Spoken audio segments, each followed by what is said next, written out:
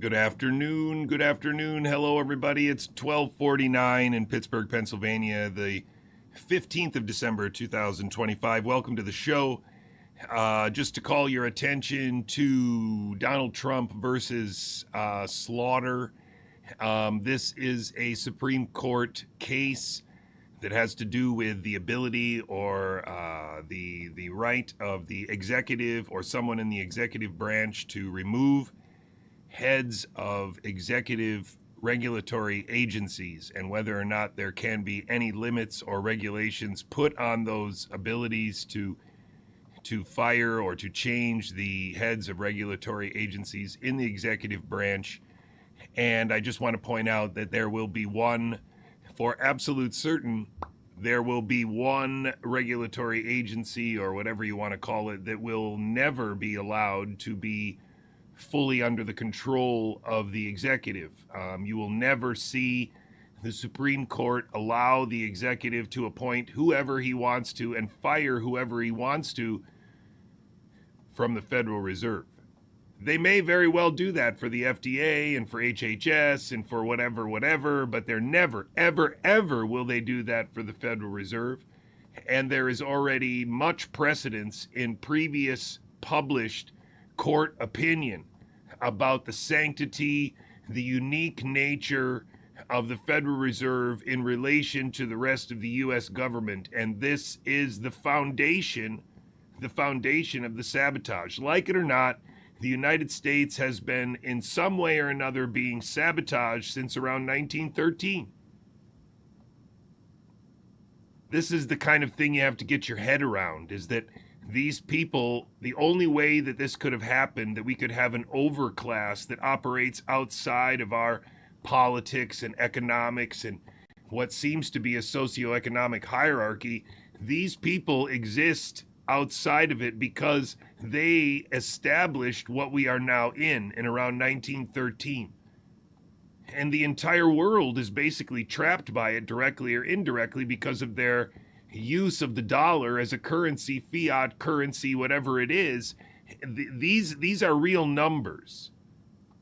We may not know what the real numbers are, but they are real numbers that move things around in the back rooms of the overclass. And so it's very important to understand that this is just one of the many things happening where concrete changes seem to be being made or established. Concrete rules about how the executive can operate are being made or established by the Supreme Court and its interaction with this case. And yet you will not hear anything about this on the PBS News or on MSNBC or on Fox News or on the widest range of podcasts that you want to sample.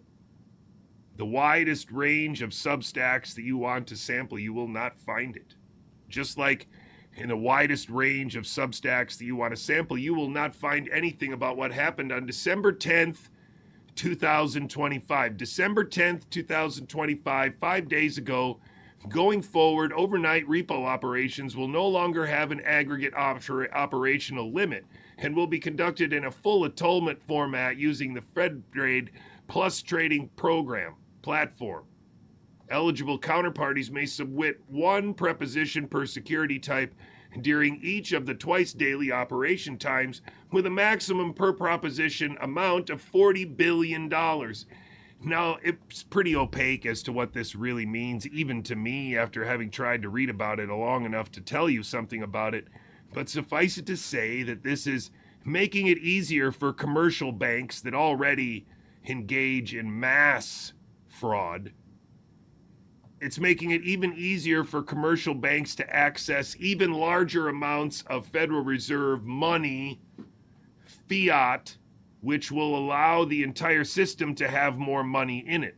It's not just the government debt that we need to worry about. It is also all the dollars that slosh around in the back rooms that are supported by, directly or indirectly connected to the equities market, the stock trading, whatever this shit is. There's a lot of money there that could suddenly disappear and turn into gold, or turn into euros, or turn into Swiss francs, or turn into, I don't know, some kind of trading something that the Bank of International Settlements uses. Like, we are talking about a serious vulnerability for the simple fact that our books and the numbers and the way that the money comes in and out is so opaque to us that we don't have anyone in a journalistic or analytic sense looking at the real numbers. There's a book that they publish, but nobody ever talks about that book. They haven't talked about that book since like 1990. Back when I think one time Alex Jones held one of these books in his hand and said that we all needed to get our hands on this big budget book that gets published every year or every 4 years or something like that. Nobody's talking about that stuff. And so don't forget that in the 15 years after 2008, the Federal Reserve has bought over $7 trillion of bonds, corporate assets, and mortgage-backed securities, which are, this is weapons of mass destruction, as some people called them in 2008. Now these weaponized, weapons of mass destruction, weapons of financial mass destruction, many of them are owned by the U.S. government and make up a fraction of that, a not insignificant fraction of that debt, supposedly, that's hanging over our grandchildren, because, again, people like Nancy Pelosi and others have been allowed to run things, apparently. A mistake on our part, sure, but not a crime on their part? Come on. Not something that we can't investigate in retrospect? Come on. Not something that we can't, take back that wealth from these people? Come on. That's a question of will. And right now, because all the will of the American people is represented by podcast actors on the internet, there is no will for that to happen. But that is an illusion. That is an illusion that is sustained by a set of military software control programs that we have come to colloquially call social media. And so that's, I think... And, I'm happy to say that one of the first investments our new fund made... It's closer to where we are. ...in business with his new network. And, I'm happy to say that one of the first investments our new fund made was putting Tucker Carlson in business with his new network. I would be totally comfortable sharing condolences with Osama bin Laden's family. America's supporting Israel because it's an ally.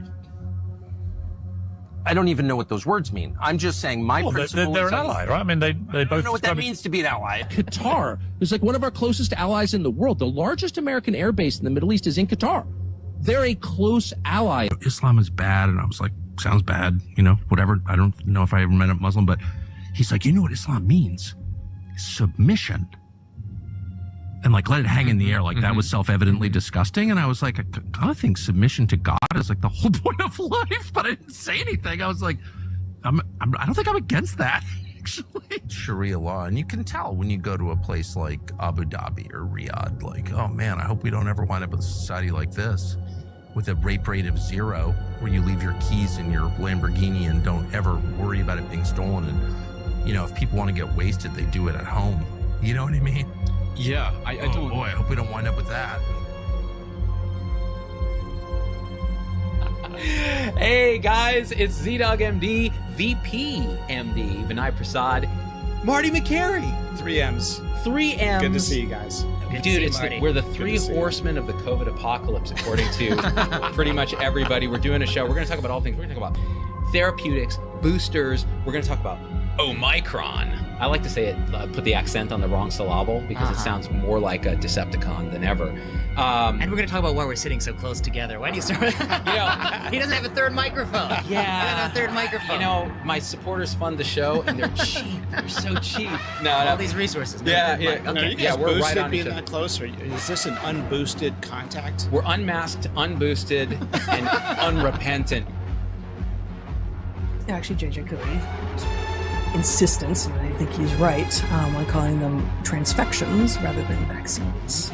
Actually, JJCouey's insistence, and I think he's right, on calling them transfections rather than vaccines.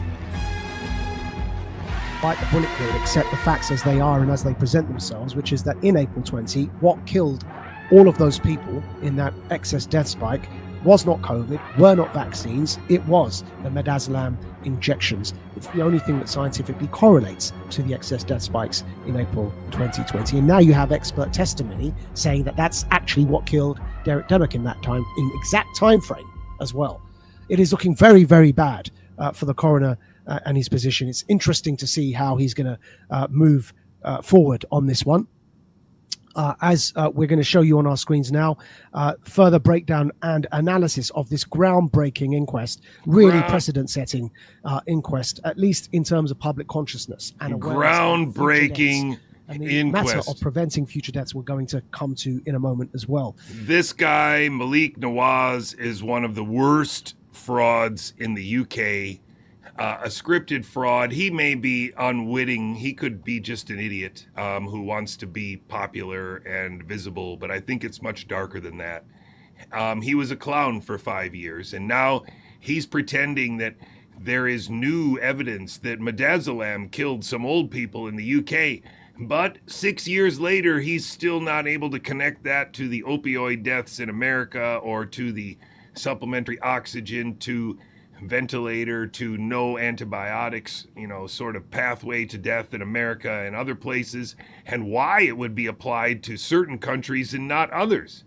He's just focused on midazolam and UK and one guy definitely died of midazolam. That means more than one person died of midazolam. It's so dumb, and it's scripted retarded. You can't possibly have been spending your entire life making your living as a podcast actor during COVID for 6 years all around the world on BBC and not have made any intellectual progress in understanding why people would have been murdered throughout the Western First World and why it would be related to population pyramids and how it was done in various countries.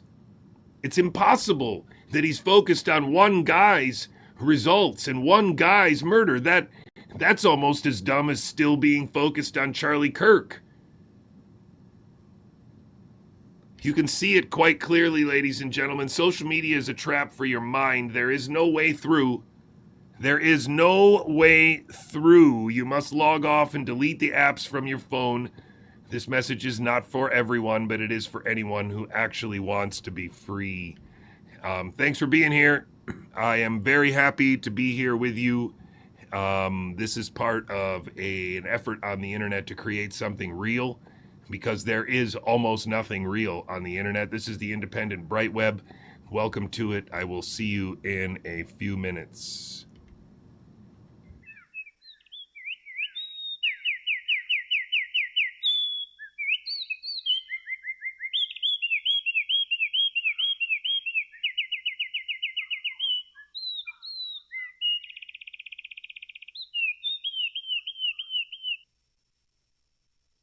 What's your, background? You said a sports athlete. Yeah, I played American football. Oh, wow. Like 23 years. What? How's Japan treating you? So good. We're eating good. A little art, a little culture, a little entertainment. As I said, I'm going to try start every once in a while with a fun one. Tom Brady has been doing some kind of video blogging lately, and it's called Last Week with Tom. And I think it's kind of dope. I've learned a lot about him as a dude, and he's a pretty hardcore American football playing tough guy. I like him a lot. And him and his family went to Japan, and kind of the subtitle of this it's very short, little episode is Tom Brady went to Japan to buy his own card. It's pretty cool. I enjoyed it a lot. I hope you will too. Yeah! Went down on kickoff return right here. Hard ball by Tom Brady in Tokyo, maybe? Why not? Oh my god! I'll get that card. Oh, arigatou gozaimasu. Thank you. Nijio Karmazi. He's a goat herder now. Literally. Coming to Card Vault by Tom Brady soon. Yeah. Let's see. Brady has excellent arm strength and can really get the pass to his target quickly. An outstanding athlete. It's the first time I've ever heard that. CJ Stroud. Ooh, I want that. I'm not feeling lucky with. Wait, you got a Drew Bledsoe? Here, Montana. You got Joe Montana? Teddy Bruce. Brewski? Galaxy. Brewski. Look at that. Ray frickin' Lewis. That's who I pulled. Ray Lewis. This guy's still responsible for shoulder pain that I have. Still. Oh, by the way, I got Randy Moss. T-Boy, just throw it to the back pylon. Randy, I can't throw it that far. It's 80 yards away. Look, I know he was a great Viking. He was a better Patriot. Where are we, Tom? We're in Super Blue Museum.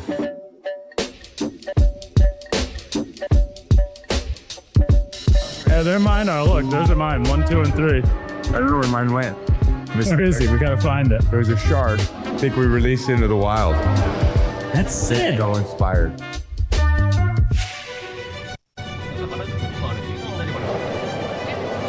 I'm really a samurai. Just rock and roll, baby. I'm the last samurai, Tom Cruise. Slowly, slowly down. Down, down, down. Stop. Ah! Good job. Go. 50% gets it. That means you and Dad won't. Next goal.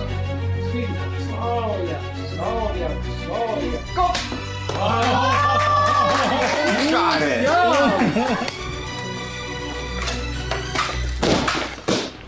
Thank you. Where do you get the inspiration or for your art into you? I've been very interested into the hip hop music in the US. Really? And also, That's like my favorite stuff. Oh yeah. And also the Japanese hip hop also. Oh. So and then I'm making for the project with a hip hop musician in Japan. It's kind of the mentality and the kind of the thinking, the system is completely different. That's why I got the idea came from this musician. So, by the way, so I'm sorry about what's your background? You said a sports athlete. Yeah, I played American football. Oh wow. Yeah, for 23 years. What? Long time. Yeah, It's unfortunate if I can be a little critical. They have this mix wrong. Like, I really want to hear his voice like I did in the beginning of the video. And now they have this music going over it. But it's dope to hear that this guy has no idea who this dude is that came into his studio. And now he's like, what? I retired 2 years ago. In the meantime, appreciate all your beautiful art. I don't know. Yeah. I have no confidence. This is the one I have. I made a little... Oh, you have? Oh my God. Wow, thank you so much. Beautiful. Thank you. And also now I am planning for making for the 3D. Really? Yeah, sculpture. Wow. Yeah, so like 3D sculpture? Yeah, you can see the, wow. Kind of that thing. Yeah. Do you ever get scared of your own art? Like if you woke up in the middle of the night and you saw that thing out your window, what are you doing?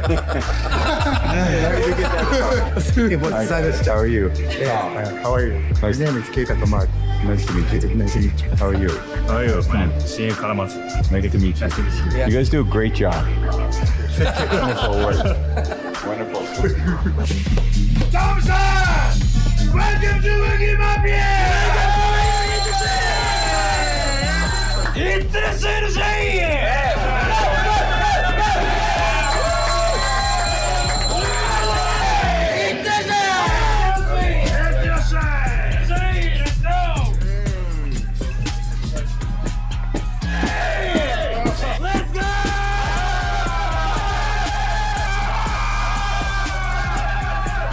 You.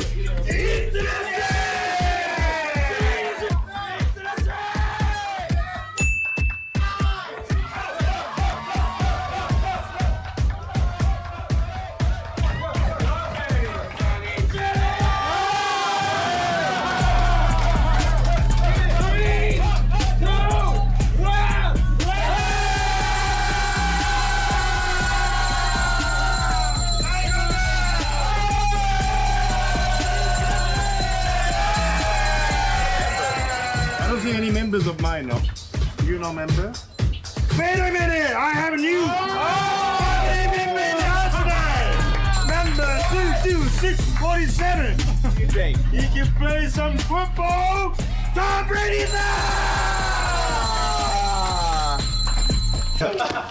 You're bad. Great donkey, yeah. Yeah. Killed it. I don't care how you get there.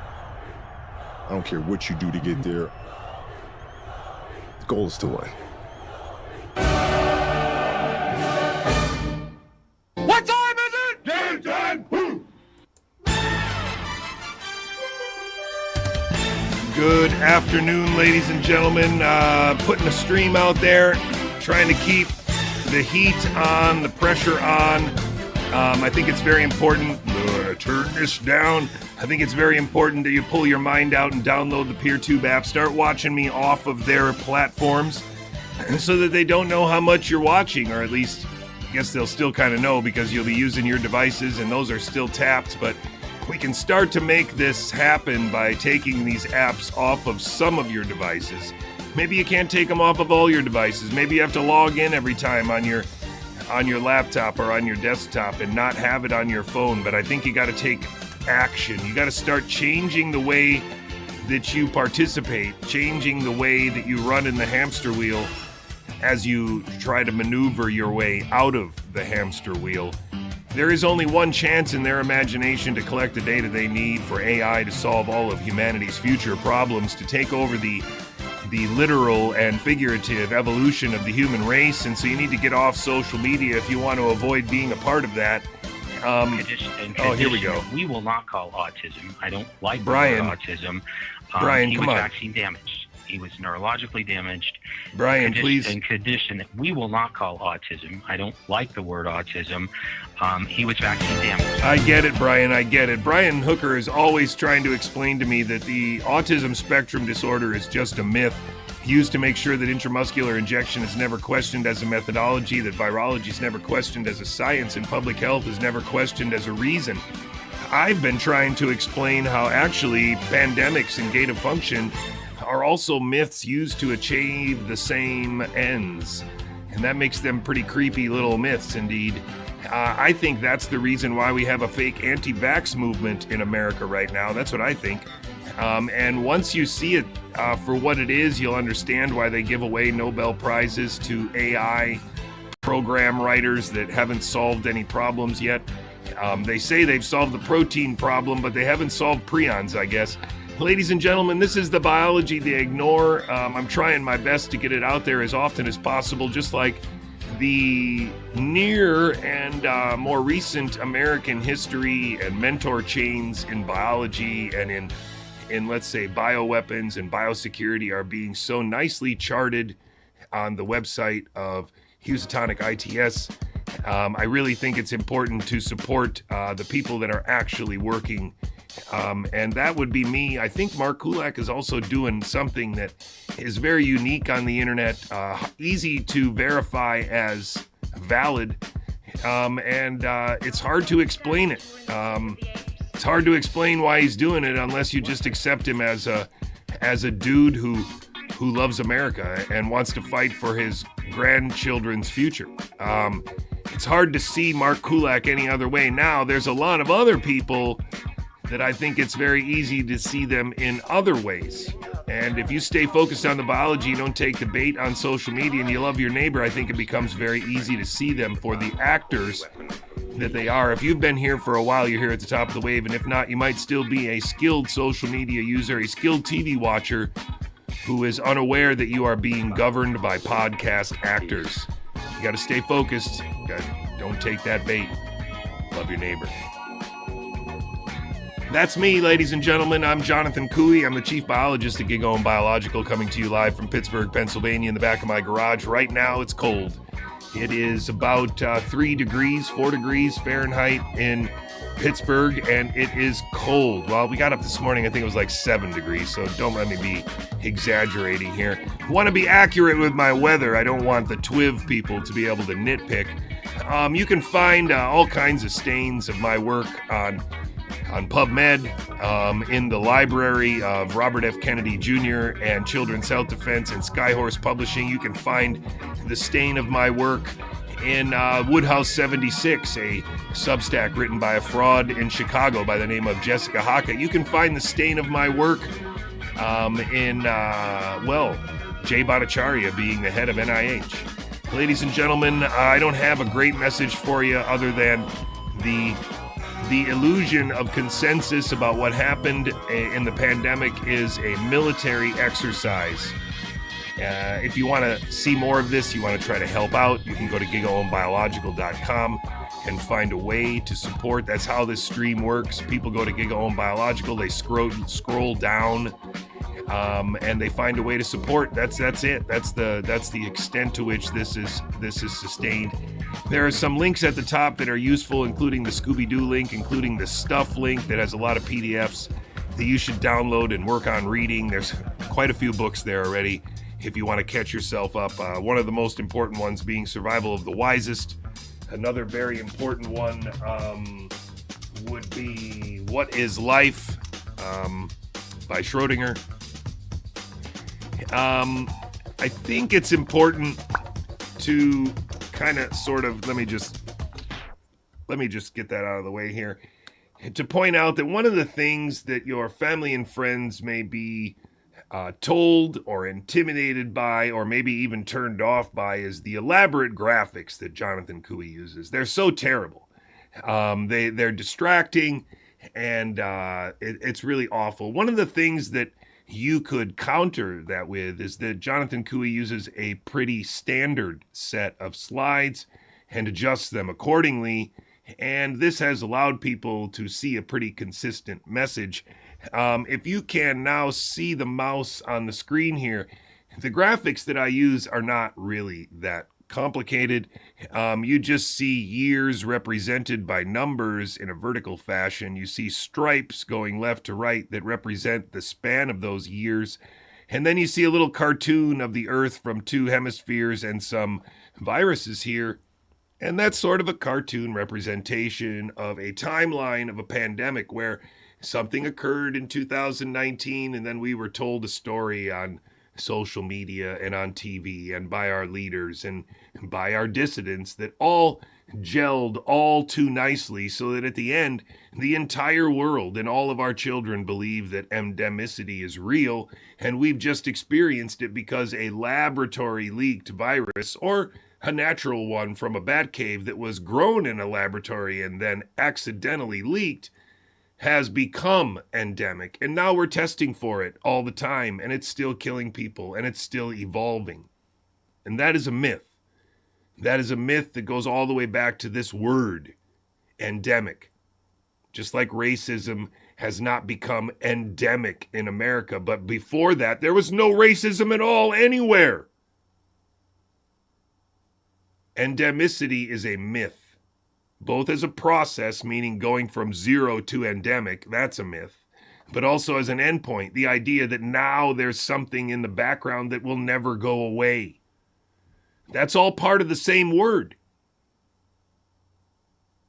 And that is an enchantment. It is controlling the words that people use, and unwittingly, people are thereby enslaved because they use words whose definition they have come to accept, and being trapped in those definitions is the definition of the enslavement of your mind.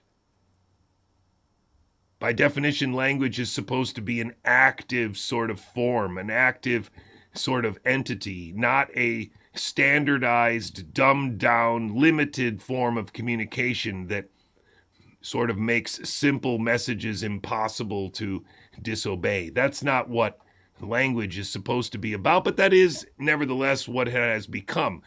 Now, the important thing to understand is that unlike many cultures in the free world, the American culture at its heart has the English/American language.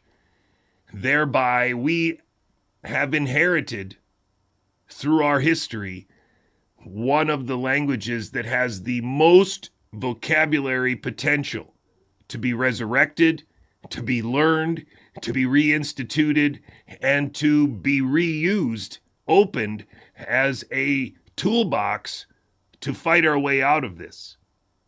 Social media is attempting to create a situation where adults and children use a dumbified version of language with dumbified terms that actually mean surprisingly little upon introspection, and that is by design. Endemicity is just one small example of how this has been done with a technical term.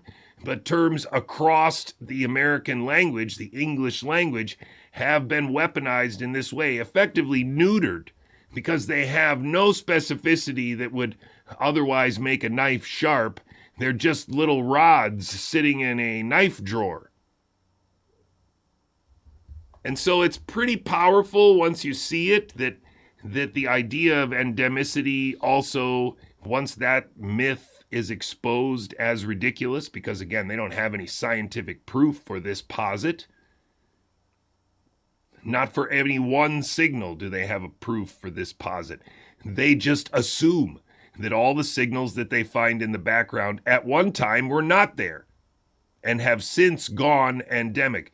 That is the exact assumption that got made in 2019 when they told us that something new was out there and that we were now testing for it, since we were never testing for any of these things before the pandemic. We had no data. And so there is no way for you to biologically differentiate from a signal that was always there from a signal that started in 2019 and then spread around the world to all the zoo animals, all the white-tailed deer in North America, and all the people have had it several times already. They know for sure because it's strange. We've also been told a narrative about, these shots have been rolled out by the billions of doses. But depending on who you talk to, a surprisingly few people are injured, or a surprisingly huge number of people have been killed, injured, and have turbo cancer. This dichotomy of realities only is possible because of the rampant use of social media. Otherwise, there would have to be some agreed upon reality based upon our agreed upon shared experience in our own communities, in our own states and localities. But that's not the case at all. We are being forced to, or we are acquiescing to the idea that we should be thinking of all different geographic regions as the same relative to their relationship to ourselves and our families and our children and the choices we make on a daily basis. It all depends on what videos our feeds show us what we should be concerned about on that given day, and that's absolutely preposterous. But that same magic trick was pulled by putting a bunch of actors on the internet that either say these shots are the greatest thing since buttered bread, or they're covering up the deaths and cancers of millions of people.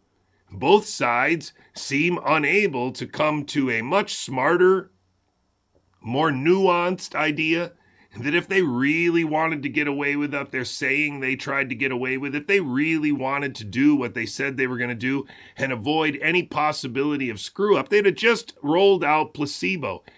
Understand that argument works for either side.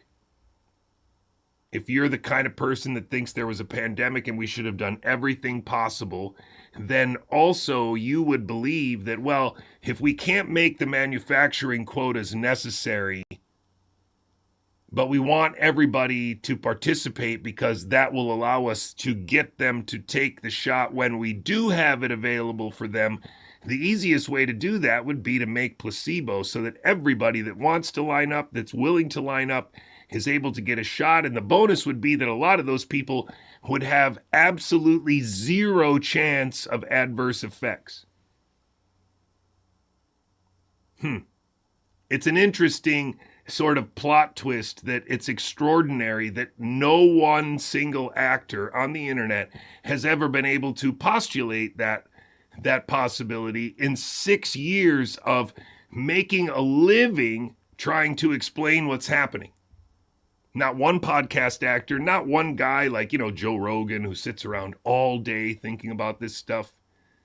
They just haven't been able to come up with an answer for the confusion on both sides. It's similar to, if not strikingly similar to the idea that both Paul Offit and Robert F. Kennedy Jr. could have proposed that they just do a 15-day randomized controlled trial with a few vaccines, and they would have already answered the question about acute onset autism and acute SIDS after vaccines.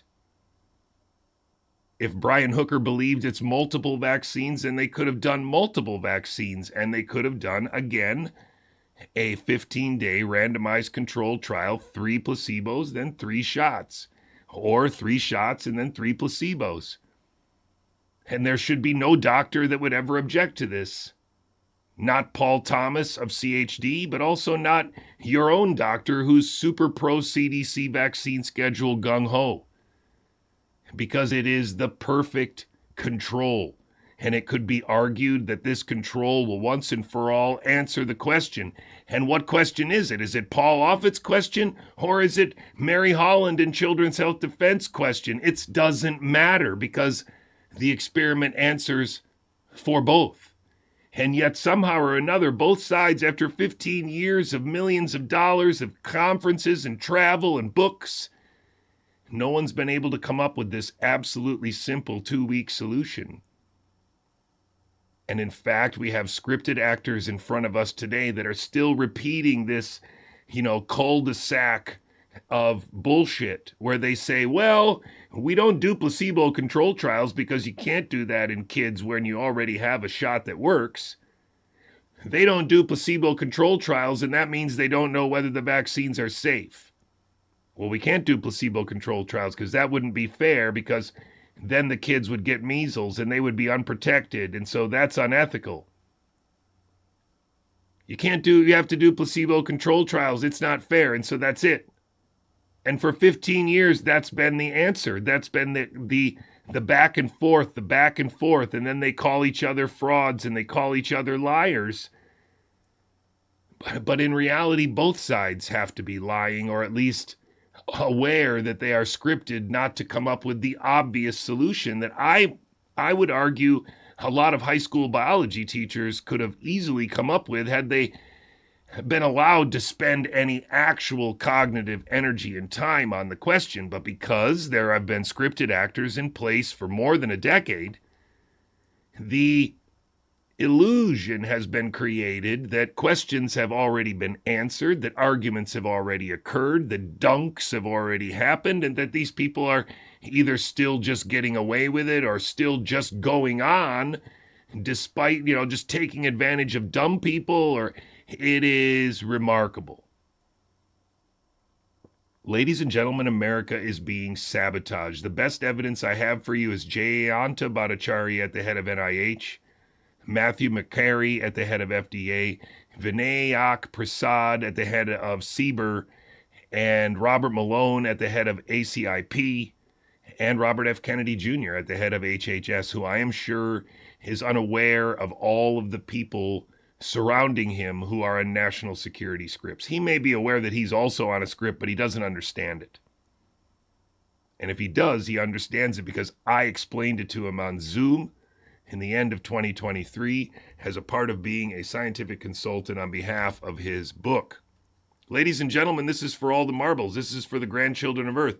That's why we have a real fake anti-vax movement, and the only person on the entire internet that's trying to get the word about this fake anti-vax movement out internationally, because the fake anti-vax movement has bamboozled people in any country with the wherewithal to use social media. Any first world country exposed to social media has been bamboozled by the same real fake anti-vax movement.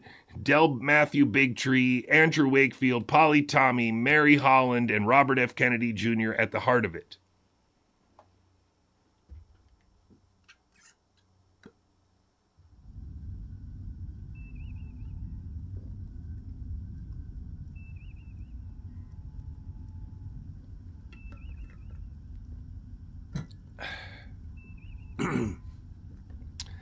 So I do think we can add another thing to the list. Don't forget that social media is really a joke on you.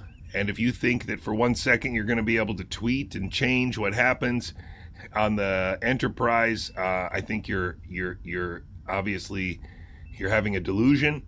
And if you think that you can interact with politicians, or you can interact with comedians or celebrities on any of these platforms, you are in a very delusional place. More importantly, if you still think that the things that happen on social media are random and out of the control of the overclass, and that if you just made the right video or just tweeted the right combination of words, you too could become viral. You too could be known around the world. You too could be sharing dad tips with millions of people. You are under a extreme delusion because social media is a trap and there are only actors there. They want you to believe there's a lot of anonymous accounts we have to worry about. No, it is the scripted actors on podcasts that we have to worry about that have been scripted to lie about murder, and specifically why people died in America and how it was an expected rise in all-cause mortality that was sculpted using supplementary oxygen and ventilators and no antibiotics and death certificate fraud, and opioids did an awful lot as well. We don't talk about that because hundreds of thousands of Americans were killed during this time period, and they have conveniently contributed a nice signal to the loss of life expectancy that they will blame on COVID until we write a book that says otherwise. And so that's why I need your support, because I am working on those books. I'm working on 2 books, one for kids and one for adults. One is more autobiographical and one is completely not. And I am trying to minimize the autobiographical nature of the adult book because I myself do not want to be the story. I want to be just a sort of a vessel or a lens through which you can see the illusion. And in fact, everyone should be their own lens at some point because it is visible from your perspective. The illusion and the enchantment that they have cast is visible from everyone's perspective. Maybe it's easiest for me to show it to you from my perspective. But at some point, as a free-thinking adult, you have to be able to see it from your perspective. That's the trick here. And so from your family's perspective, it could be a different combination of this list that has affected those around you and in your community. But nevertheless, this list has been assembled by no one else. And that's a problem. Just like this idea that a background signal could have been misconstrued as a novel spreading agent, either by putting a bunch of that pure agent there or by just having detected it previously and then decided when you were going to start the theater, which is, I think, much more likely the case and would dovetail very nicely with people like Nathan Wolfe being central to laying that narrative down. And again, remember that narrative was conveniently timed with this bump in the population pyramid. Here you see age on the vertical axis. So as the population of the United States gets bigger and this population gets older here, you can see that the number of old people in America is increasing. This is the anticipated rise in all-cause mortality around which the COVID pandemic narrative was organized. And that's why they timed the murder for 2020, 21, 22, because those people were transitioning from paying a lot of taxes to taking Medicaid and Social Security down, and that was a problem that these people in the overclass had anticipated for more than 20 years. In fact, since I graduated from high school in 1990, you can see it coming. You can also see this baby boomer generation's kids right here. That's also a bump. But after that, there's a nice sort of gap here where people are not having children because they're being told not to have kids. They're being told that having more than 2 kids is selfish. They're seeing Kissinger over in China telling China to stop having children. There's an overpopulation problem. And so it is extraordinary to imagine that it's this simple. But there was an anticipated rise in all-cause mortality, and they sculpted that anticipated rise in all-cause mortality with murder and lies to avoid the government expenditures across the first world that would have resulted from that increase in old people at retirement age. There are published figures in America that the last 6 months of a Medicaid patient's life costs $500,000. Putting them on supplementary oxygen followed by a ventilator without giving them antibiotics might cost as little as $3,000 for a weekend in the hospital. And the bonus is that the healthcare industry gets a COVID payment, that maybe the school district gets a COVID payment, and the government saves $500,000 at minimum. And this was happening across the West, and we have actors in place that are unable to make any progress in describing why this would happen, in graphically representing the anticipated rise in all-cause mortality. Simply no one can show you population pyramids, even though population pyramids are also a wonderful way to explain why certain countries didn't have the problem needing management.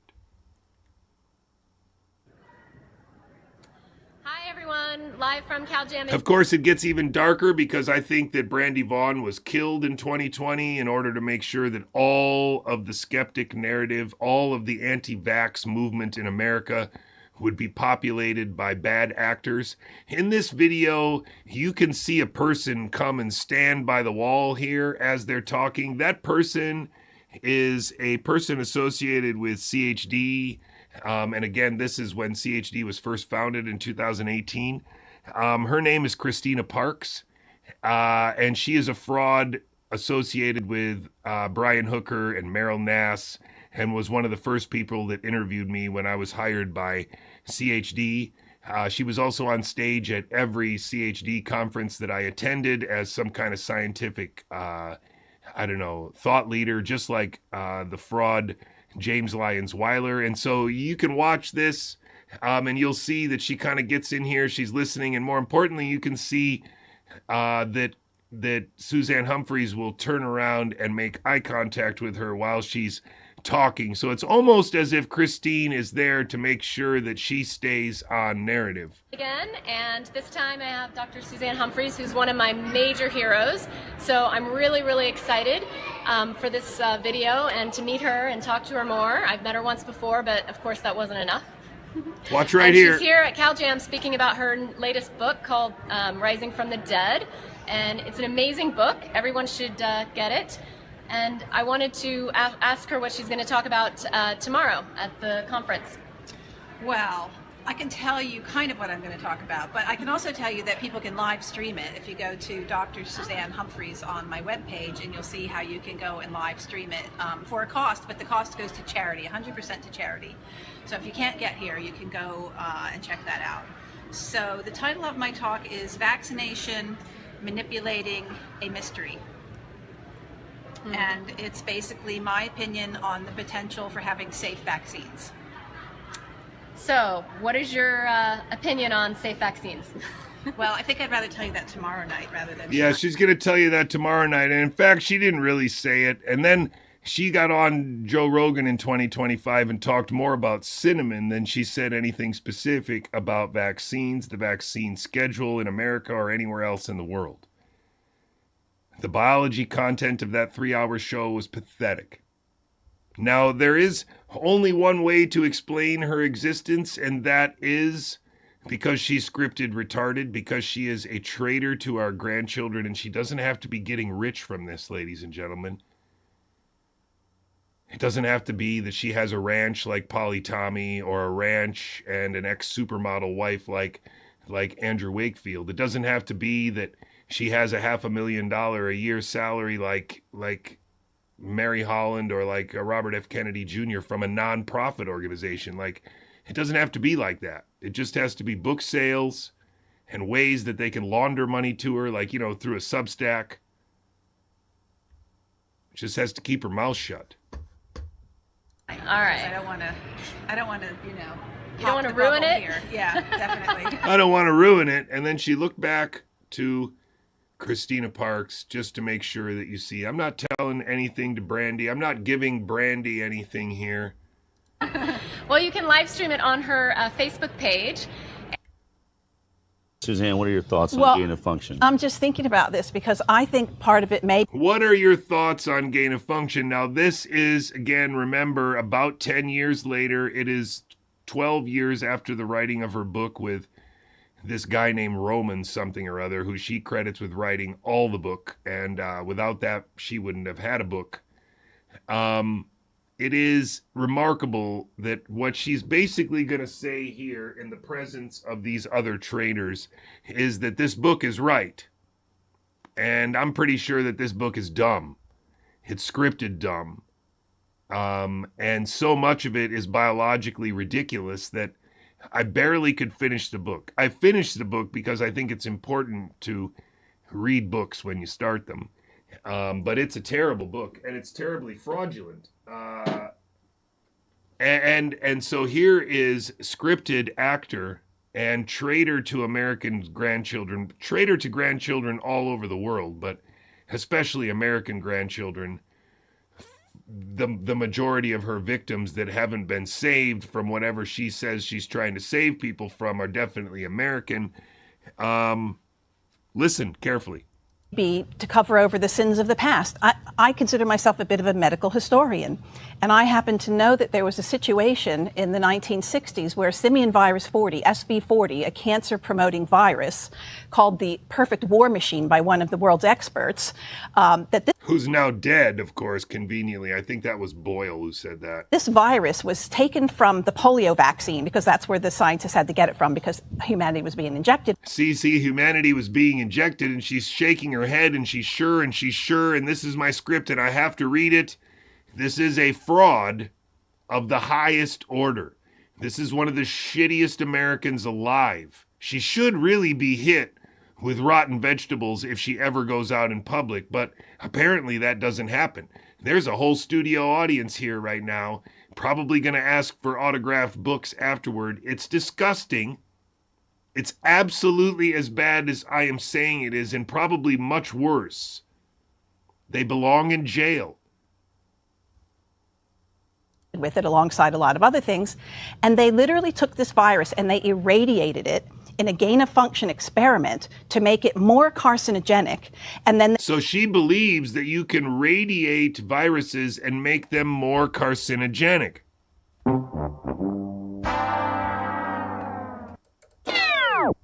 That just doesn't make any sense. That's not biologically plausible.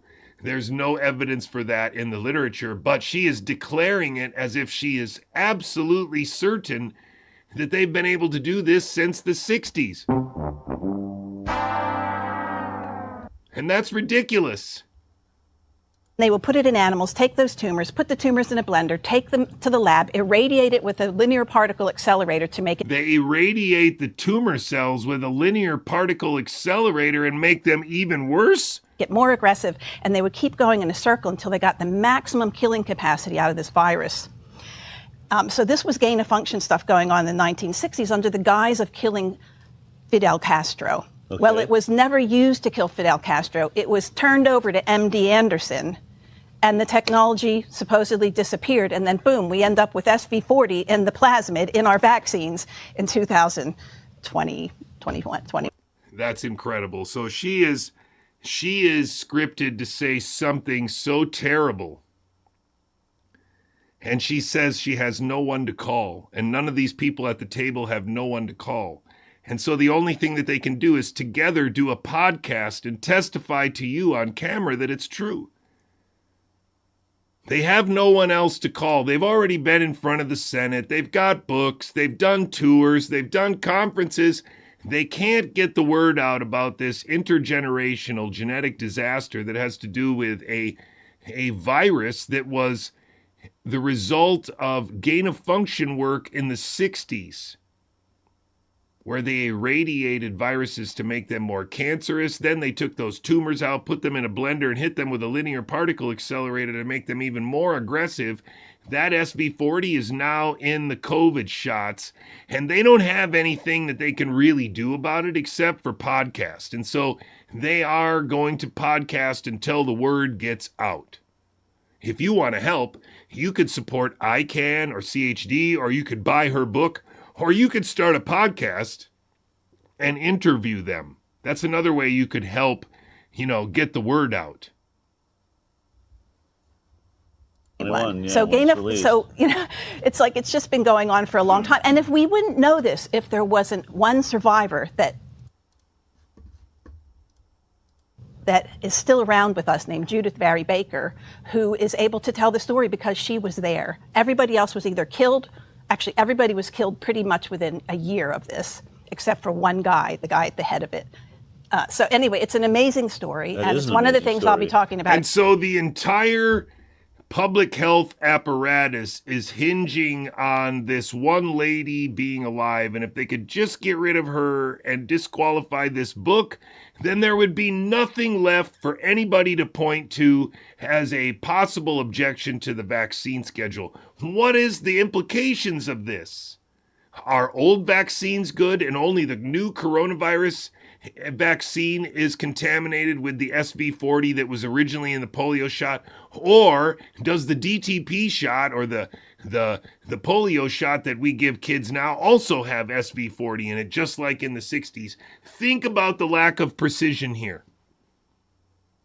Just try to swim in it a little bit. Let your mind pickle in the absurdity of her statements, the incongruity of consecutive declarative statements like she is a scripted buffoon and our family and friends have been fooled by this whole group of scripted buffoons that go back to Andrew Wakefield and Polly Tommy being on autism awareness billboards to swing 6 million votes for prime minister back in the 2000s in her bra.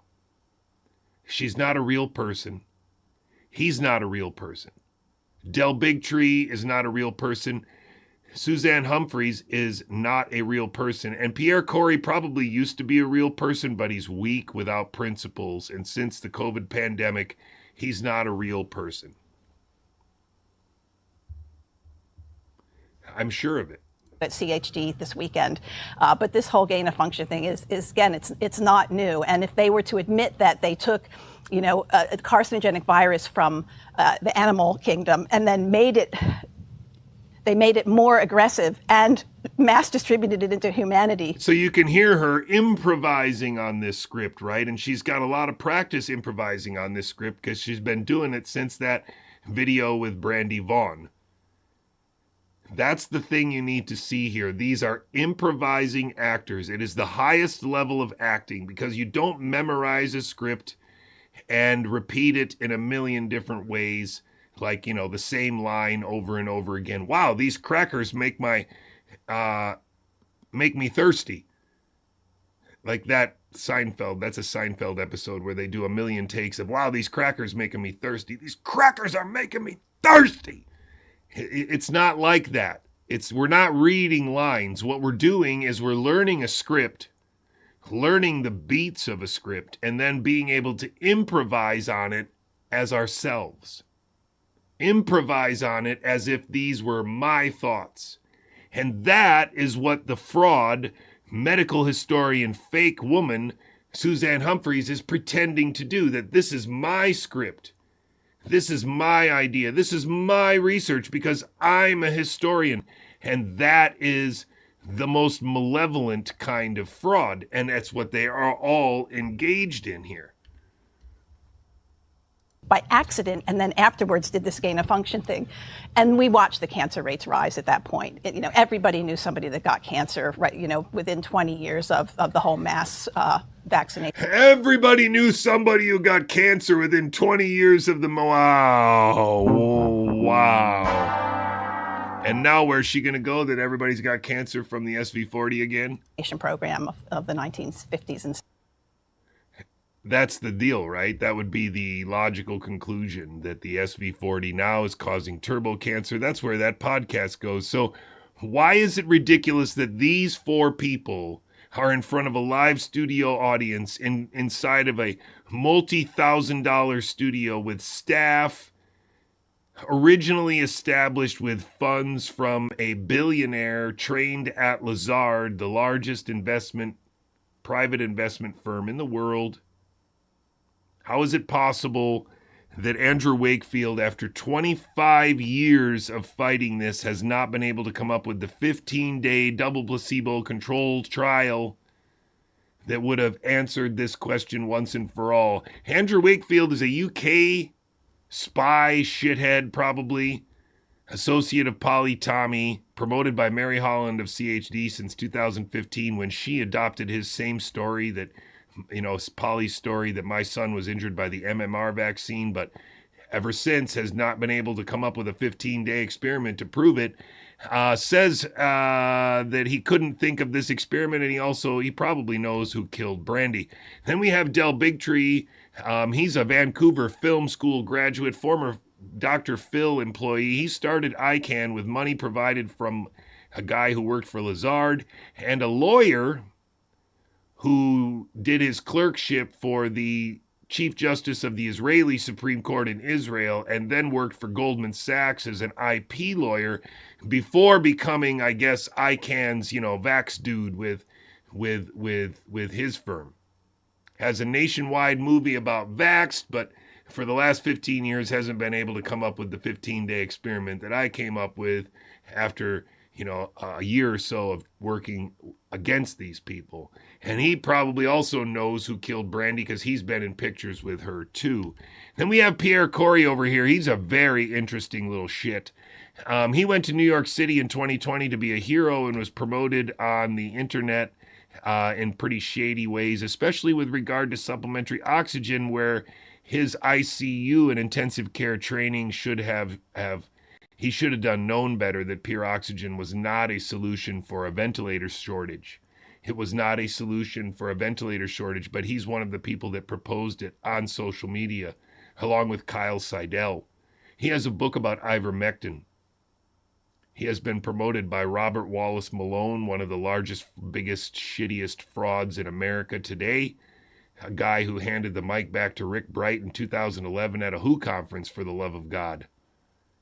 And so we have Pierre Corey, scripted fraud, also being a medical witness for the George Floyd trial while not being licensed in Minnesota. The same George Floyd for whom the former owner of the CrossFit enterprise tweeted Floyd 19, and then supposedly that tweet led to CrossFit being bought out for hundreds and hundreds of millions of dollars. And so, now he's got all kinds of troubles with lots and lots and lots of money that he owes to, some Twitter campaign. And so I guess he had to help them out by starting Broken Science and pretending to help Jonathan Couey by giving him a couple vacations and setting him up by having him meet the fraud Jayanta Bhattacharya 3 times at barbecues. I'm saying things that I don't think any of them thought that I would have the guts to say. But what I'm telling you is that Twitter is a fraud. Twitter is a scripted fraud. Elon Musk's purchase of Twitter is a scripted fraud. I think it's even possible that the Floyd 19 tweet that led to the sale of CrossFit and the development of Broken Science Initiative and Metfix is a direct scam. Like a planned scam that, of course, amplified the controversy of the Floyd trial. It also amplified the controversy of what happens when people get canceled or whatever for whatever they want to say on Twitter. And so then it became an issue of free speech that everybody heard about. And one particular person got insanely rich from, and then pretended to help me for a while, but actually never gave my family a dime, never subscribed, never shared my work, never allowed me to speak at a Broken Science meeting, just made sure that I ran into Jay Bhattacharya 3 times in 2 years, including the last time when he asked me, begged me to stop talking about people's names and specifically not mention Robert Malone because he was about to be NIH director and Robert Malone was his buddy.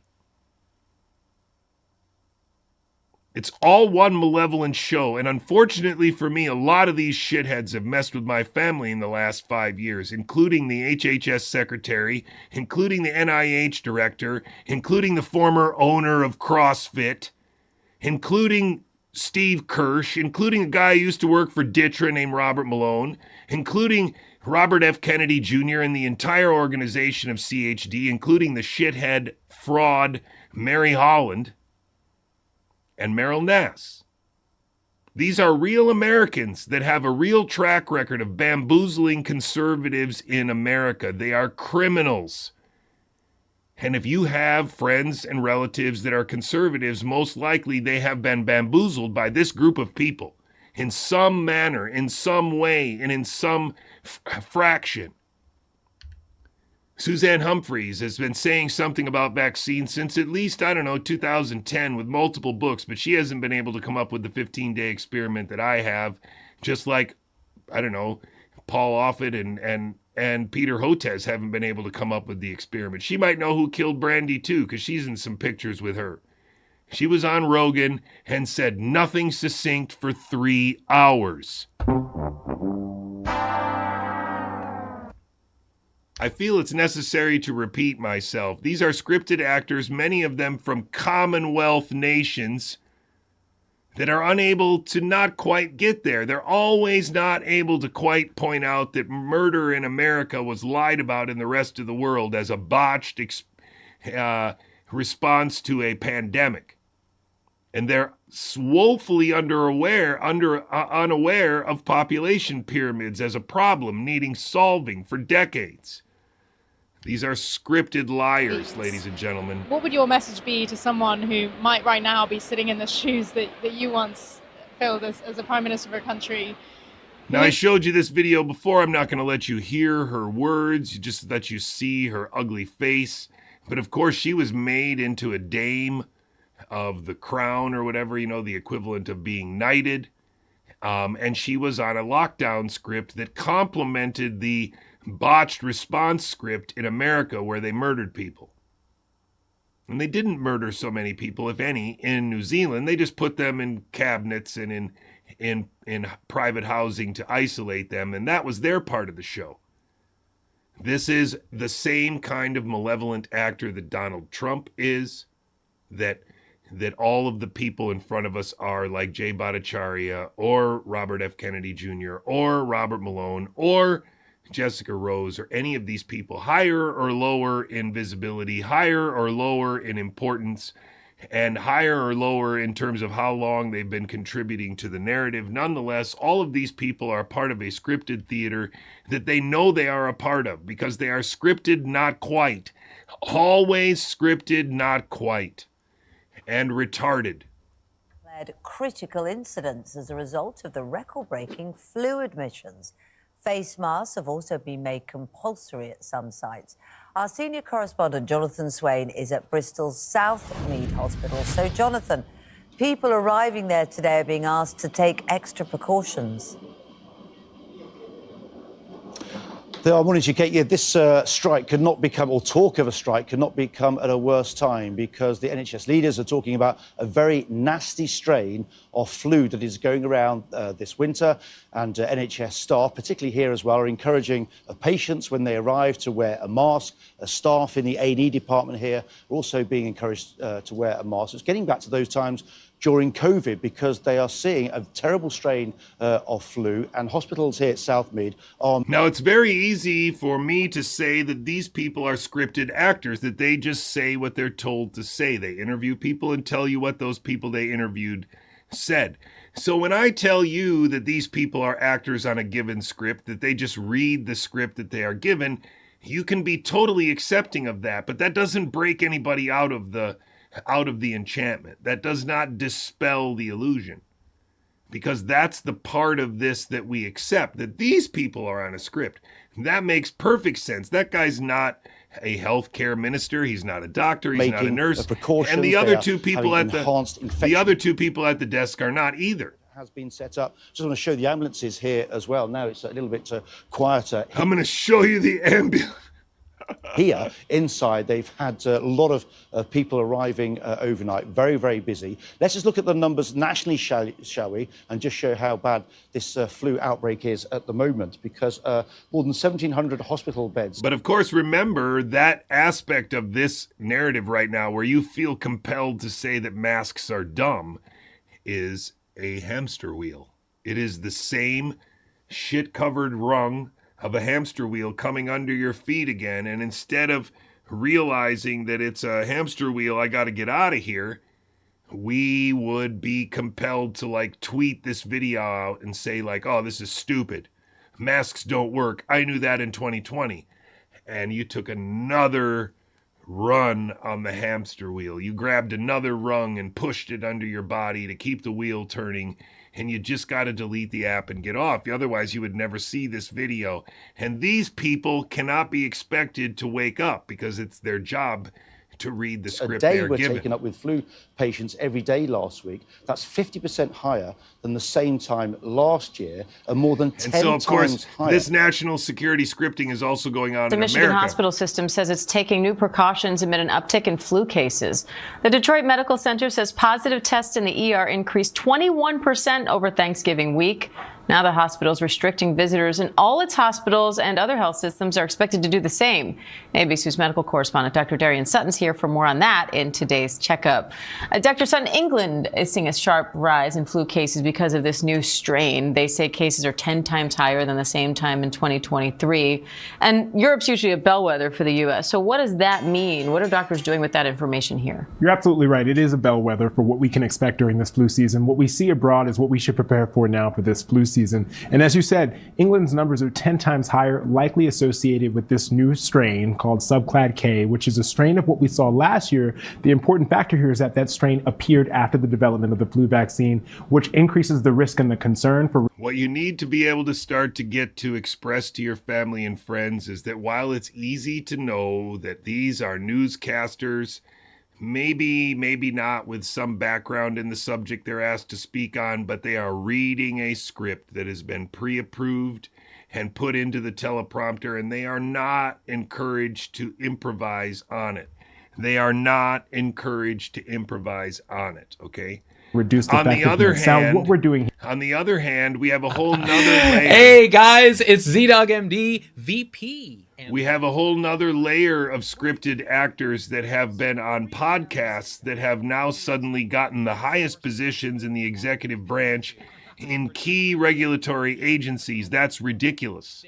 The only way that's possible is if these people were scripted but improvising in all of these podcasts throughout the pandemic with the idea of creating an illusion about dissidence, about discussion, about moving a needle, about what questions should be asked and who should answer them, and having an active part in the theater that also CHD and the anti-vax people and Brian Ardis and the Venom people and Andrew Kaufman and the No Virus people were all participating in. And this was just another sort of bubble with on the spectrum of dissidence, right? The spectrum of dissidence is also a myth that they create by putting a bunch of dissidents with a spectrum of opinions and a spectrum of questions out there. And so you're preempted in your own thinking because you're constantly bombarded by people who already have questions. Privacy is dead, my No, friend. but Privacy is dead right But I now. do see that people do say that. That's not true. It's not. But you can, of course, ask anyone their status. But no, I haven't gotten my booster yet.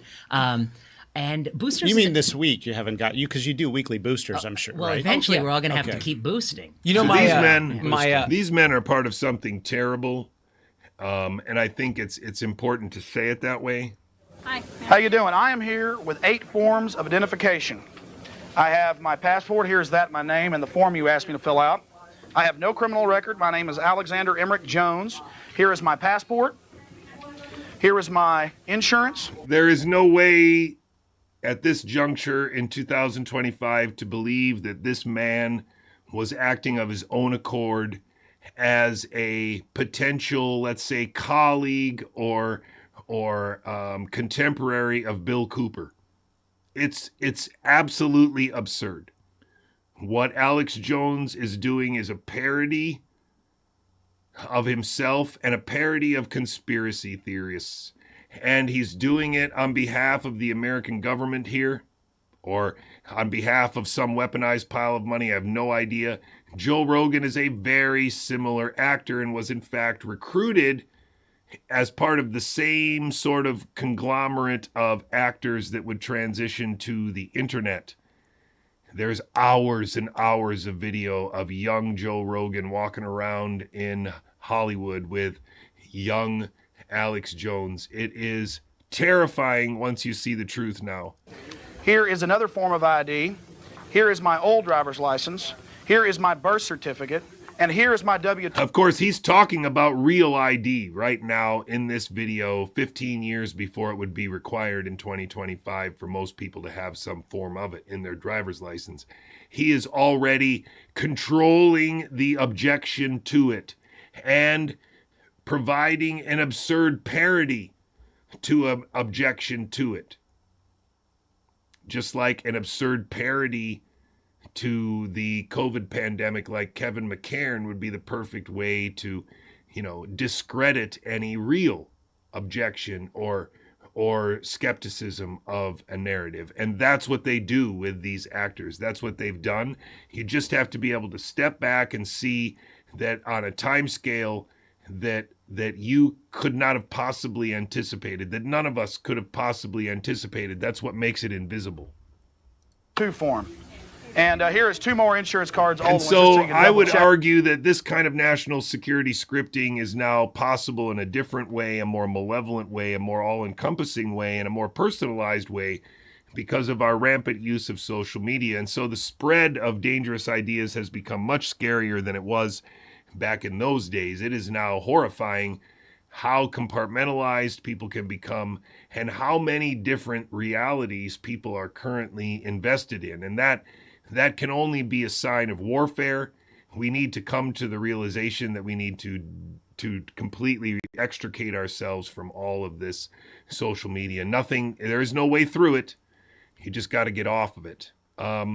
So what would a scripted actor sound like in 2020? If we could go back to March of 2020 and look at one of these people right there in the middle of the anti-vax movement, right there in the middle of the COVID movement, right there in the middle of the spike protein skepticism in 2021, right there in the middle of the amyloidosis and the cardiac problems and the prions and the natural immunity. What if we could go back and see, because we've already done that with myself. We've already looked at what I was doing in March and in February of 2020. I was being invited to stream with colleagues of George Webb and Robert Malone and talking about how the worst case scenario was 7 billion people dead. And I was pretty shocked at how ridiculous these people would talk and how also certain they were about the likelihood that it was a worst case scenario. And yet I just kind of streamed with these people and said what I thought. And in the meantime, it didn't dawn on me that these people would be certain because they're scripted, that they would already have all these ideas because they've been put there to have these ideas. It never dawned on me. I never pondered the possibility that all of those people in those podcasts were working against me. I thought it was 4 individuals discussing something as equals, but of course it wasn't. So what does a scripted actor sound like in 2020? I found one of the best examples, and I wanted to share it with you today. And then I'm going to take a little break for some basketball. I see I have this slide a little bit in the wrong order, but I'm going to play it anyway. This is a slide I made earlier this year from a video released by the, let's say, the anti-vax, COVID skeptic movement in America, the conservative movements in America, and voices of Robert Malone and Jessica Rose. Oh, of course, that's not going to play now. Okay, over the last 3 years, you have been subjected to the most massive, harmonized, globally coordinated propaganda campaign in the history of the Western world, full stop. And so those people clap about what Robert Malone says, that you have been subjected to the largest, most comprehensive, military thought control campaign in the history of mankind, and then they all clap. but they don't realize that Robert Malone's a part of it, maybe even a central scripter in it. They don't realize that all the people in front of them, including Geert van den Bosch and Sasha Latipova, the mother of Soph, and Asim Malhotra, are all, there's Robert Malone over there, Mike Palmer over there. These are all part of a Commonwealth of Nations or NATO, or I don't know what it is, but Robert Malone's at the middle. Jessica Rose is a player in the middle because she plays a role. Specifically, she plays a role of a cute, charming surfer girl with more degrees than anyone else on Earth. Actually have degrees in applied mathematics, immunology, computational biology, biochemistry, and molecular biology. Actually have degrees in applied mathematics, immunology, computational biology, biochemistry, and molecular biology. Actually have... Now, it is important for you to understand that that statement alone is enough for her to be discredited in the mind of anyone working in academic science. Anybody working in biomedical academic science will certainly not take her seriously after hearing that statement, because no one in academic science thinks of postdoctoral apprenticeships as postdoctoral degrees. No one talks that way. No one says it on their resume that way. And anybody that did say that on their resume would be ridiculed by their peers as being full of shit. Because 5 postdocs means you were not able to get a faculty position. It means that you didn't really have any idea what you wanted to do research on. It means you might have been using science as an excuse to surf. And applied computational biologist, it means that she made mathematical models. And most of her models were mathematical models of viral growth and spread. And so what would you expect this scripted actor with 5 post-secondary degrees that has toured the world with Robert Malone and Meryl Nass for 6 years in a sort of pseudo-epi-girl kind of role, what would you expect her very first podcast to sound like? Degrees in applied mathematics, immunology, computational biology, biochemistry, and molecular biology. Actually have degrees in applied... So Jessica Rose, you're in Israel. Yes. I'm Canadian. I was born in Ottawa and I grew up in Northern Ontario. So I'm one of you. And I ended up in Israel to do my PhD. I have a doctorate in computational biology, which basically it's when you use math to solve biological problems. And since then, I've collected a few more degrees.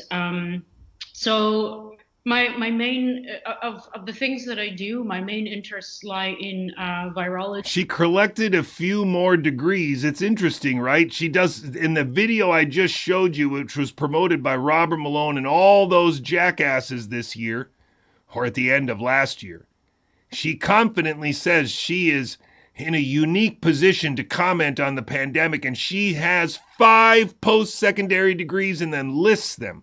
That's not what she did here.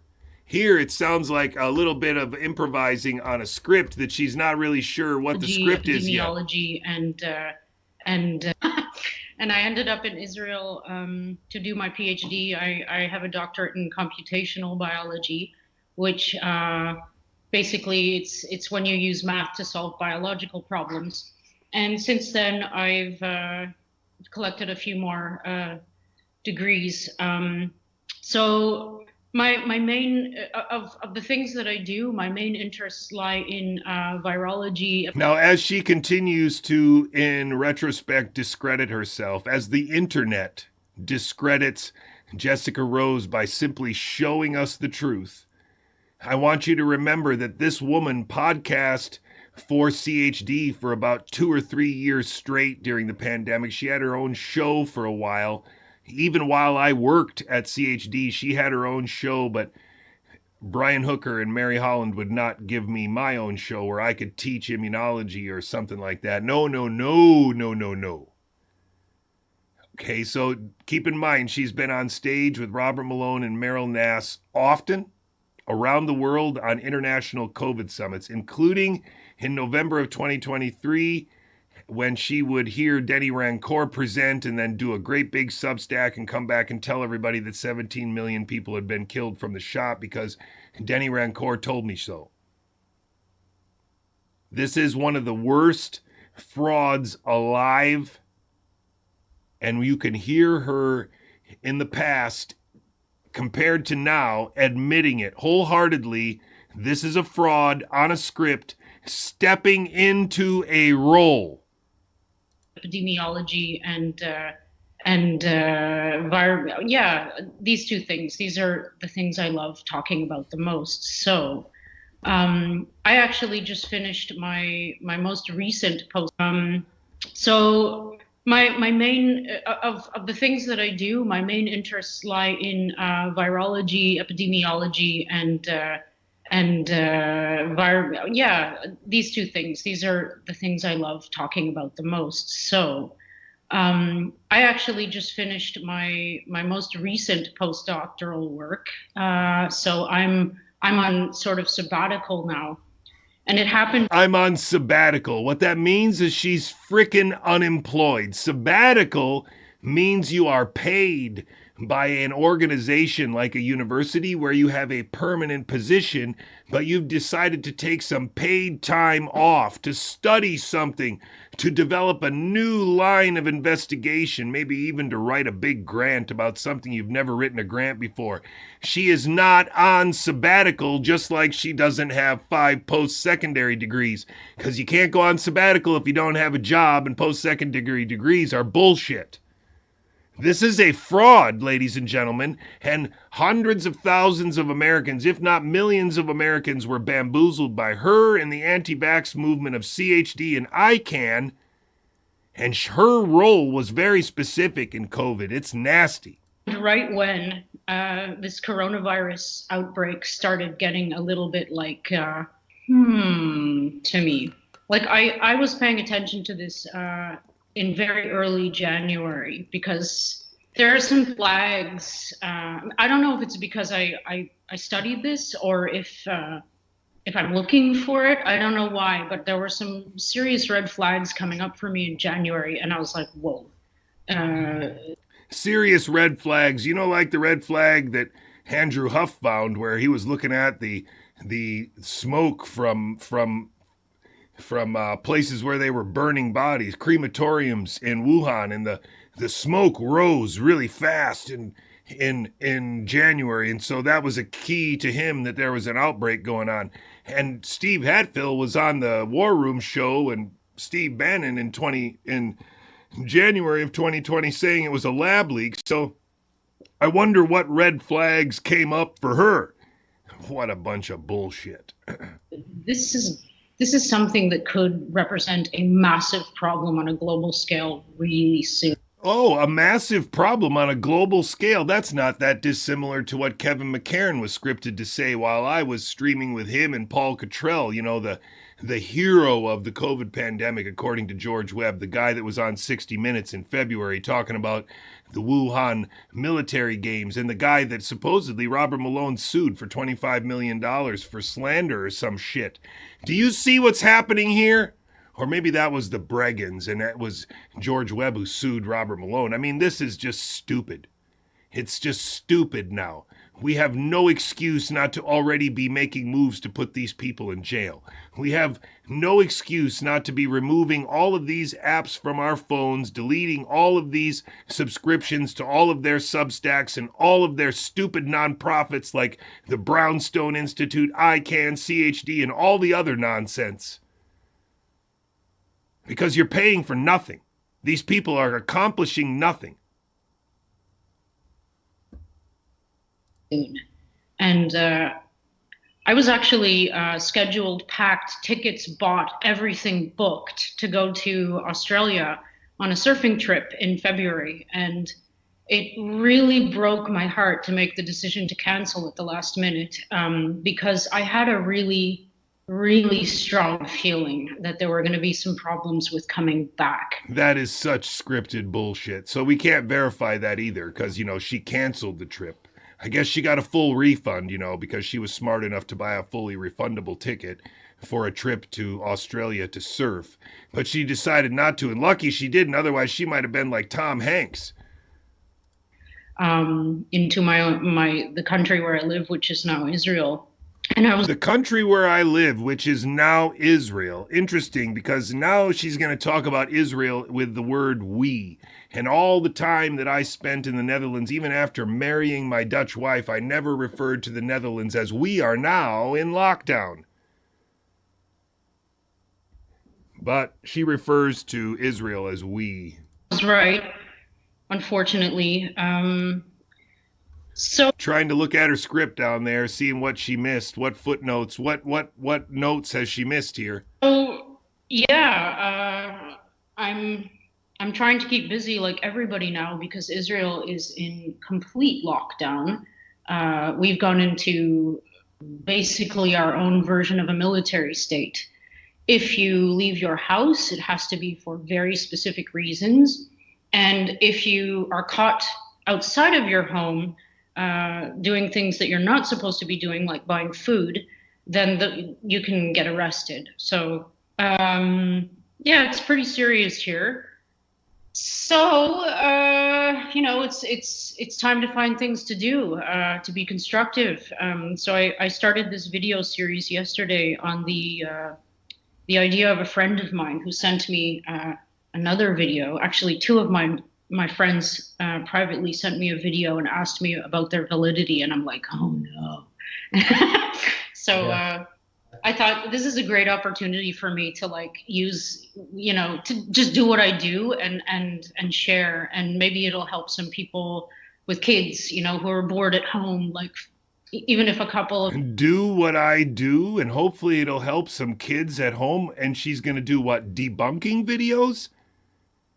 She's going to do what she does? I thought she was on sabbatical, looking for a place to surf. This is a liar, improvising on a script, trying to come up with a coherent narrative about who she is and why you should take her seriously. And it is all bullshit. But her and her script writers will watch this video afterward and make notes about what worked and make notes about what didn't. And the next podcast she does will be better.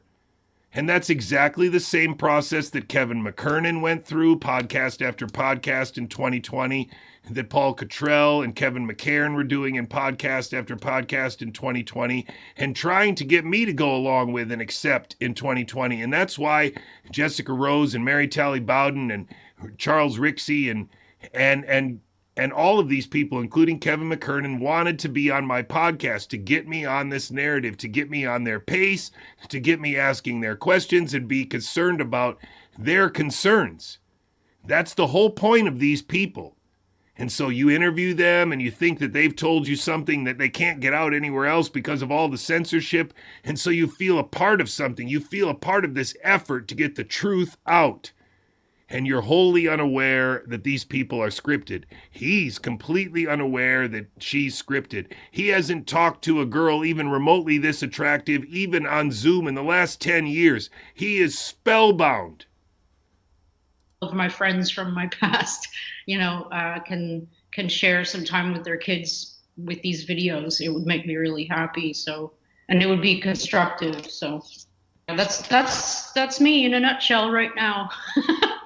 Okay, great. Well, thank you for that introduction. And look at her. I just have some questions for you. I mean, the first one, the most glaring question is, what is the coronavirus? It is the seventh coronavirus. It's the seventh coronavirus, she said. She's still trying to find her spot on the script. Hold on. To so-called jump from an animal species to humans. So she's telling you right now how endemicity works. They jump from one species to humans, and then they spread all over the place. The next thing you know, what's this? Sweet! Bring them over here. Oh my gosh. What? What? Wow. Oh my shit. Nice. Okay. Wow. Oh my gosh.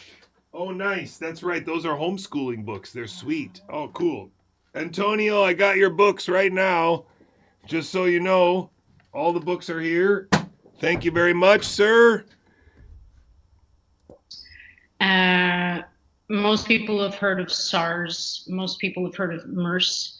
They're all in this family of viruses called coronaviruses. And the reason why they're called coronaviruses is because And so I unwittingly did the same thing on my bike because I thought that's what I should be doing.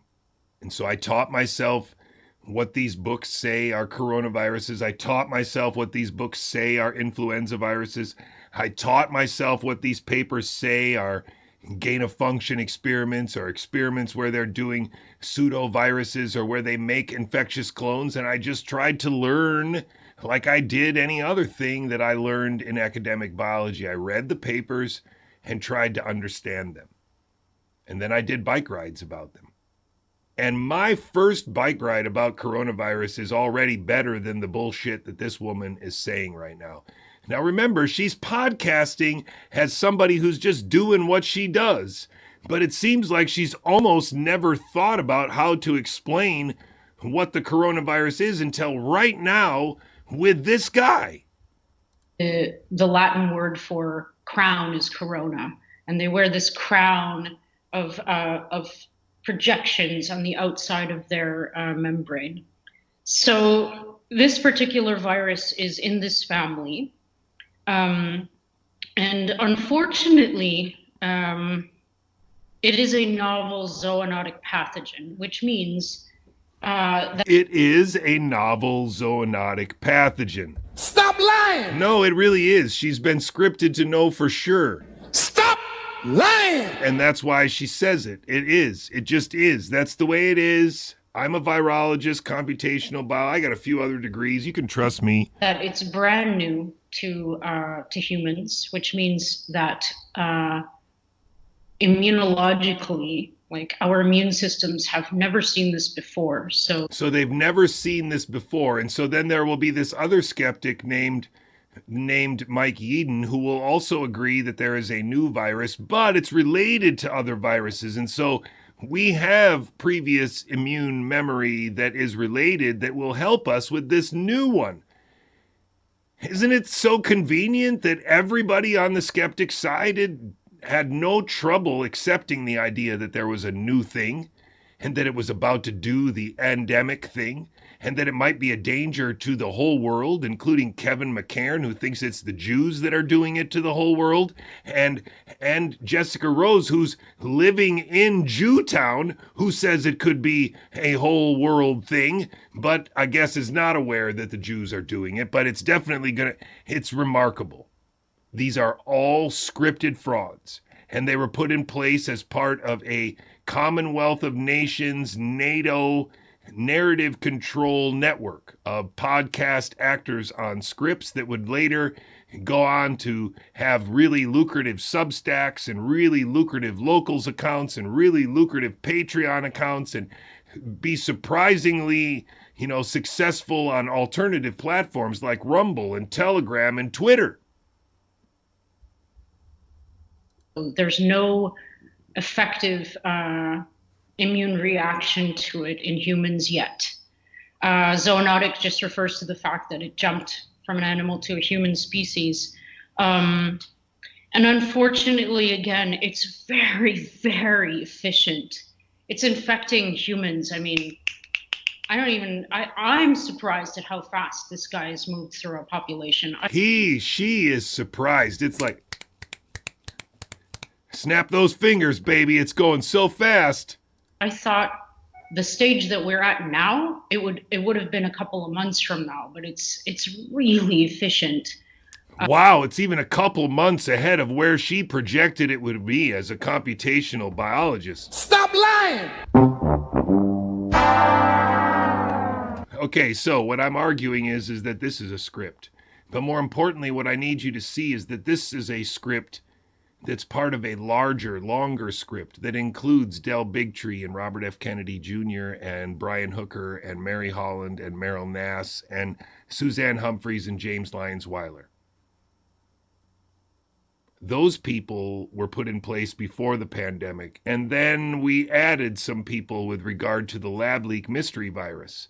And then they interacted with the actors that were already in place for the anti-vax movement and created a kind of wave of skepticism that bounced back and forth and created a sort of amorphous Maha health freedom movement on the internet that was skeptical of the COVID and skeptical of lockdowns and masks and used ivermectin because that was a cure for COVID and they were sure of it. Our family and friends have been bamboozled, but not because they're dumb, not because they're naive, but because everybody from the ridiculous Tucker Carlson and Alex Jones all the way down to the seemingly cannot possibly be guilty Jessica Rose or Whitney Webb or Joe Rogan or Brett Weinstein or Dad Saves the USA or the Diary of a CEO or the Weinstein brothers could possibly be scripted actors, but they are. Just like Shapiro and Dr. Drew were scripted actors back when that transgender person threatened to send Shapiro home in an ambulance. It's all one malevolent show. They have given us the heroes they want us to have, and now we're screwed. We've got to get off of social media. These people are terrible. I don't know if you want me to go into details about why or how it's infecting humans. It's a little more technical stuff, but that's what it is. Sure. Yeah. I mean, this may tie into my next question because we talked about COVID-19 and I was wondering if you could distinguish the coronavirus and COVID-19, if you could, point out how they distinguish from one another. Right. So COVID-19 is more a description of the symptoms and pathology associated with the virus that is the nCoV 2019 virus. So in my video, I mentioned this. I call it the coronavirus, and a lot of people are calling it the coronavirus, but this is a very generic term for this virus whose real name sort of is nCoV 2019, which causes COVID-19. The D in COVID stands for disease, so this implies the actual pathology associated with having this virus in your system, which, I mean, mostly it's associated with having pneumonia an infection in the lower airways, but it's also associated with heart problems, kidney problems, testicular problems, and that's because the way that this virus gains entry into cells to infect them is through a receptor. No, she has been on that narrative for a while, but I want you to understand something very simple, that they're still recruiting people, right? I just showed you on my last show that there's this MP new MP in Canada that I kind of thought I recognized, but I couldn't put her face in place. So I Googled her last name and found that her family has a website. And then I realized why I recognized her, because her sister right here is a TWIV actor. And she is just a PhD student that they recruited from Spain. She tells you very plainly on her website that she's interested in the oceans and she's a diver, says nothing about her dogs, says nothing about virology, certainly not liking molecular biology if you're a surfer and a diver and want to explore the oceans in your free time. And yet, unfortunately for her, she met somebody at a meeting and apparently just got suckered into doing a virology PhD in Canada. And so, I don't know, I guess after all that time in Spain, now she's interested in immune responses and in host parasite relationships and also in the bat virome. And she is on TWIV. What's really interesting, of course, is that now it's a completely different thing with, like, she's got dogs and she likes to hike, and she got interested in virology in her second year of vet school because that's bullshit. These people are liars, and they are scripted liars, and you can hear her now just recently on a TWIV reiterating this scripted lie about how we can't do placebo blind double-blind control trials on vaccines because it would be unethical. And so all of these people on TWIV, all of these people at the ACIP, all of these people at CHD and ICANN, and all of these people at CHOPS, at the Philadelphia wherever, and the Texas wherever, where all these people are pro-vax or anti-vax, none of them have been able to realize that a 15-day double-blind placebo-controlled trial would answer once and for all SIDS and acute onset autism, which all of these people claim is caused by a combination of shots given during inflammation, the DTP shot or the MMR shot or whatever one you talk to. None of them have been able to come up with this extremely simple and obvious experiment that would answer all the questions without all the ethical conundrums. And now we can add 4 more people to the list of masquerading frauds that can't seem to make any intellectual progress on what I consider to be like an 8th grade level story problem. Do that. Yeah, so back in April, I had just gotten back from ESCMID, this European Clinical Microbiology and Infectious Diseases Conference in Europe. It was in Vienna. And I gave a talk there on the use of social media for educating infectious diseases folks. And coincidentally, soon after I got back, I saw this conversation on X, which I still call Twitter, where so he's promoting X, which is part of the script. We always have to promote X as part of the script. That's what everybody does. They also will promote Substack because that's what everybody does. Wittingly or unwittingly, they're all promoting the same network of podcast bullshit that is allowing this to occur and seemingly unable to win, even though they've been right all along.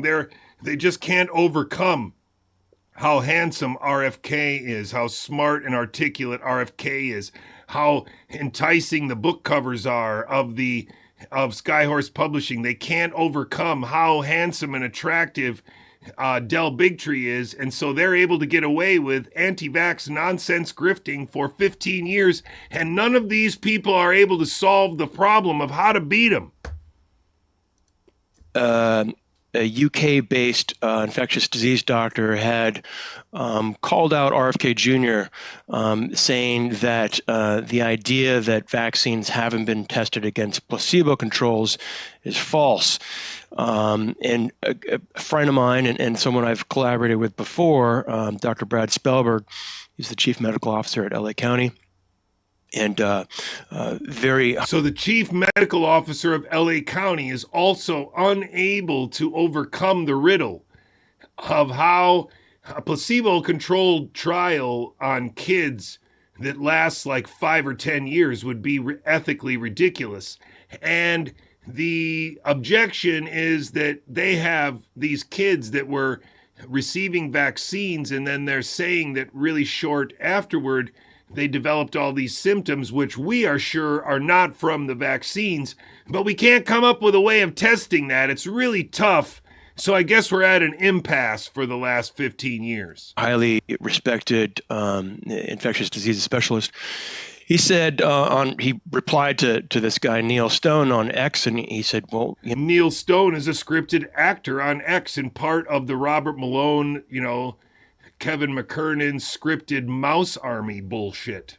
Let's actually dig into the data and see, how many vaccine trials have been done with placebo controls. And he proposed that we do a crowdsourced sort of effort.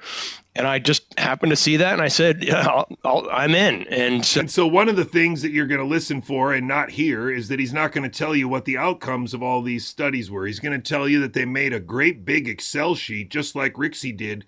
But he's not going to tell you that most of these placebo-controlled trials aren't placebo-controlled trials. Most of them only lasted for X number of... He's not going to critique any of them. He's just going to tell you with certainty that he has rounded them up with a crowdsource effort, and there's a Google sheet that you can look at. So we launched this public Google sheet. I seeded it with 7 trials, and we included a number of pieces of information about each paper or each trial. You know, the year it was published, the number of participants, the placebo-controlled type, whether it was a placebo control or a different type of control, and then some basic information about the primary outcome, and then some of the results. And then we also had not only the PubMed ID, but also a link to Oh, and they had hyperlinks. So, I mean, that's really amazing. What a thing that this faculty member has done for the world. The gift to mankind is hard to underestimate. Hyperlink to the actual paper. And so I started it with these 7 trials, and then posted that on X, and it took off. So within 24 hours, infectious disease physicians and pharmacists and clinicians and everyone worldwide. Everyone worldwide has gotten together to comb PubMed for all the papers that are out there. What a bunch of horse shit. I logged another dozen trials. Another dozen trials. How many people on Earth were required to find those dozen trials? How many people were involved? How many doctors, pharmacists, academics were involved? You lying sack of shit. Covering almost 1 million participants. By week 3, we had 125 trials. Now 125 trials were found by the hundreds of thousands of people that were collaborating with me. Because that's how X, that I still call Twitter, that's how it works. It's so powerful. You can crowdsource information there. And so it was this crowdsourced sheet that evolved into this curated database. Oh, it evolved into a curated database. You mean like a database like the Campfire Wiki, or do you mean like Housatonic ITS? And so we wanted to make sure that we had, verifiable evidence that anybody could look up. We really emphasize the transparency of it all. It's still completely open to the public. Anybody can view it. And so instead of debating, these sort of slogans and sound bites, we built this live public catalog of every vaccine randomized controlled trial we could find. Now, RFK Jr. says... And what were the results? Can you do a meta-analysis of them and tell us what the results are? Is it conclusive to you that vaccines don't cause any harm at all? Did he say that?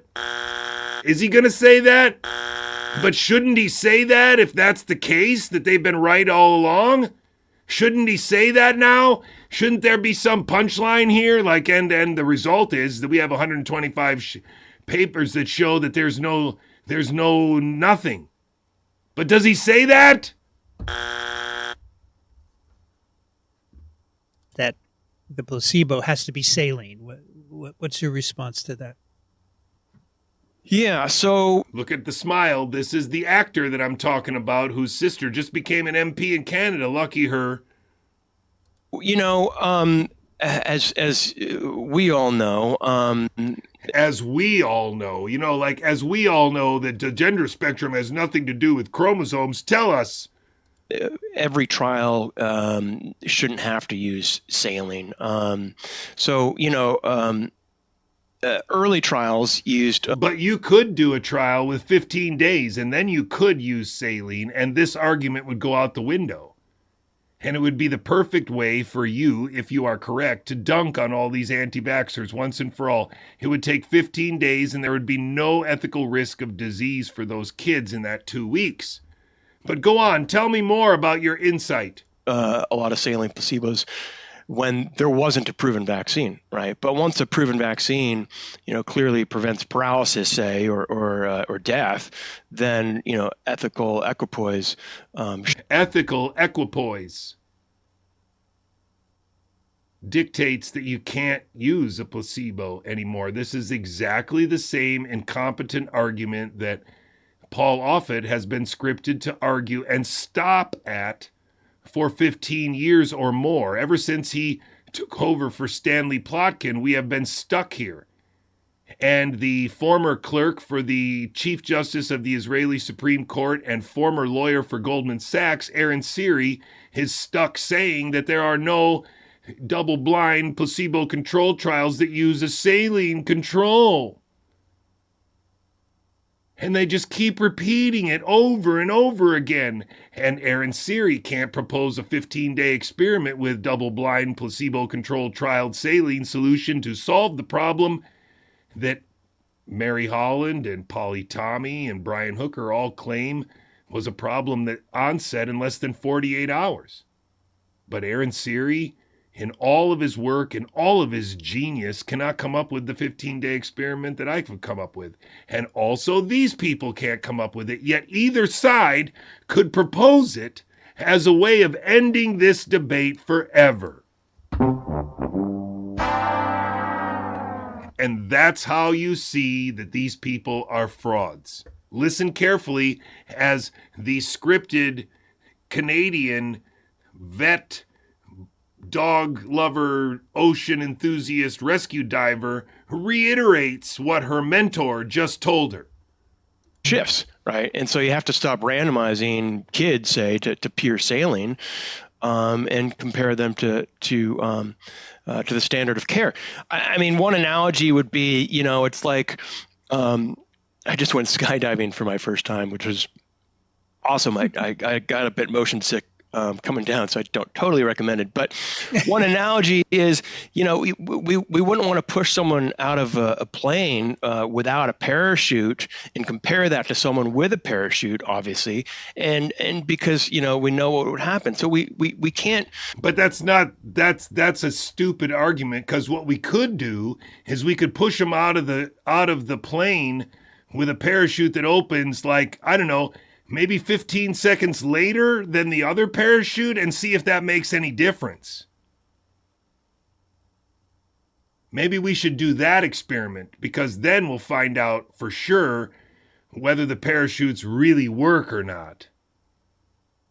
But he's not going to, that's not there. He is scripted to use the parachute analogy in the shittiest way possible. But if he actually believes that parachutes work that way, then he should have no problem with a placebo-blind, double-blind control trial where sometimes the parachute opens and sometimes you have to use your reserve. And you'll never know which one's going to come out when you pull it. If he believes in the parachute, then he should have no problem with that double-blind, placebo-controlled trial parachute thing. What he's describing is not the same. It's not even remotely the same.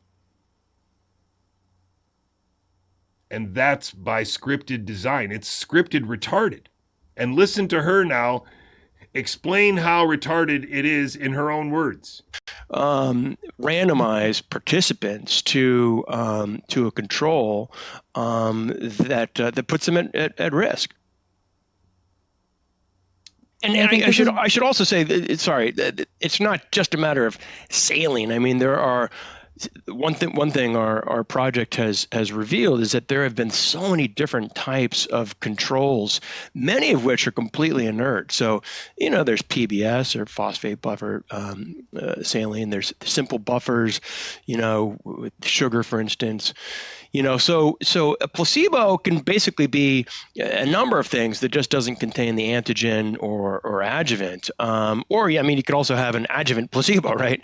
And let's not minimize those.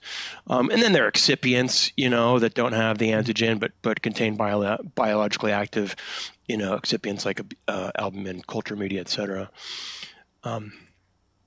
Maybe it would be the wording more than anything, saying placebo, because it is true that by definition, obviously in science, we go by definitions where people say inert placebo. But if you have a new vaccine, let's say the influenza vaccine of 2026, and you're comparing it to the influenza vaccine of 2025, it's technically not maybe the right term to say. It's a control, but maybe placebo or inert control. I think it's just wording, because in the end, you're not going to put someone at deliberate risk, like you said, or a child, leaving them with saline, and the other child gets a vaccine that could potentially save their life in the future, and the other one you're just leaving, just in case. That's unethical. So I think it's like a lot of it is just nomenclature. I think that's a great point. People tend to sort of confuse or conflate, placebo with control or comparator even, because it's nuanced, But that's the thing about this current era is it's not nuanced. Nuance gets very lost. It's not nuanced. The truth is not nuanced here. The truth is not nuanced. Ladies and gentlemen, the truth is just not available on social media. The truth is not available because these actors are all on a national security script. Wittingly or unwittingly, these people are fools. Or they work for the slavers. This was 2025. This is like right now. And this is real. No one has ever gotten as far as I've gotten to get into a picture with all of these traitors, including up there in the top, Suzanne Humphreys, including Paul Thomas, including James Lyons Weiler, including Robert F. Kennedy Jr., and Brian Hooker, and Mary Holland, and Polly Tommy. Andrew Wakefield might even be in this picture. I don't know. I don't think he is, but if he is, he's just not really visible well enough for me to see him. Ladies and gentlemen, no one has ever gotten this far to bring you this much of the truth, but we have a fake anti-vax movement that is part of a fake conservative movement in America. And it is our responsibility as Americans to protect our fellow Americans from this falsehood, from this fakeness, and reorient ourselves to the truth by getting ourselves off of social media. I love you very much. I'm going to see you again tomorrow, so don't be shy. Send me an email. Send me some critiques. Send me a video you want me to watch. Let's have some fun as I get these books done and we get moving. Thanks for being here. See you soon.